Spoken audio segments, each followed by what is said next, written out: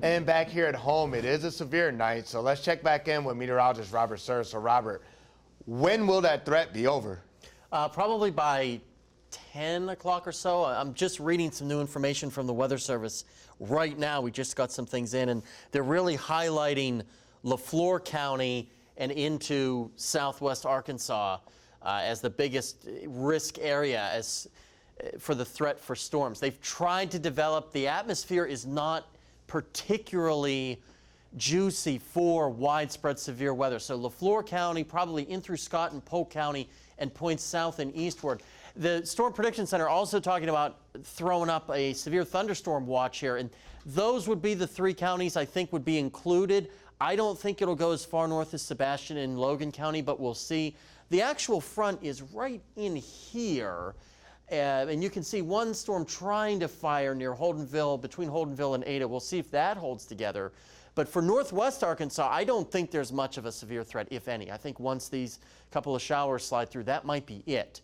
And you can see there's that, we had one storm earlier to the southeast of McAllister, not able to really sustain itself because the atmosphere just isn't conducive. But when you see clearing, like we're seeing here atop Kavanaugh Hill and Poto, then the antennas start to go up a little bit for the risk for severe weather. So the atmosphere is trying to get itself together, but it may just run out of time because once the front crosses, it's over. Meanwhile, in Fayetteville, things are really dreary and misty and drizzly. Same thing in Springdale. Like I said during our show on the CW, it really feels like early November. But things, it won't last. Temperatures are expected to rebound nicely as we go through the upcoming week into the 60s across northwest Arkansas and the River Valley. Cold nights, though. We're not done with hard freezes.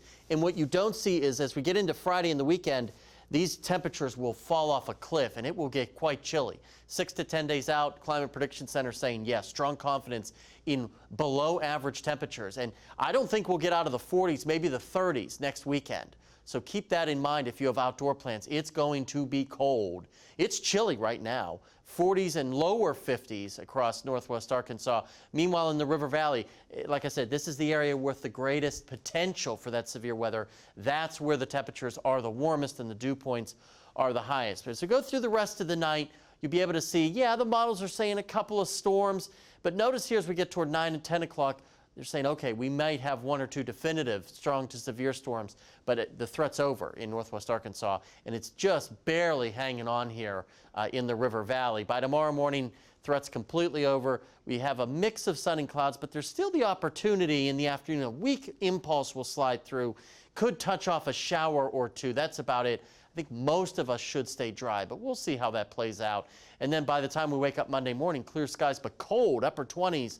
And lower 30s by Monday morning. Lows tonight will be chilly into the upper 30s and lower to mid 40s. And then tomorrow, more of that chilliness, call it kind of a raw day, 50s and maybe a few locations south of I-40 touch 60 degrees for an hour or two. But the rest of the week does look good. We're also watching, this is something I've been watching for a few days now. Thursday afternoon looks like another pretty good chance at severe weather with that strong cold front sliding through. That'll really knock our temperatures down as we get into next weekend with those temperatures back in the 40s. And same thing in the River Valley. Nice over the next 4 or 5 days. Then we get those rain and storm chances as we get toward Thursday. Hey, Razorback softball was in action today despite the gloomy conditions. Meredith Mulkey was there in person. She's got the highlights after the break.